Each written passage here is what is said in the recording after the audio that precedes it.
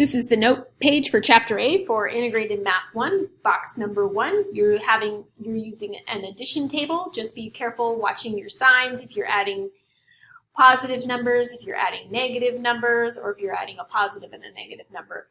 Box number 2 is a multiplication table.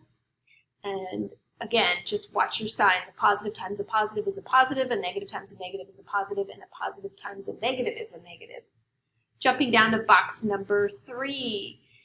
So you're looking for like terms. If you're adding two x's, you get 2x. 3x plus 4x is 7x. 4x squared minus 7x squared is negative 3x squared.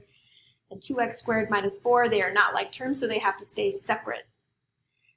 All changes when you multiply. So an x times an x is x squared. A 3x times a 4x is a 12x squared. 4x squared times a negative 7x squared is negative 28x to the 4th. And 2x squared times negative 4 is negative 8x squared. In box number 4, they're really light, but there is a box there that says x squared. There are 3 x's here. This x and the negative x are a zero pair. These are zero pairs, so that leaves us with 4 positive ones.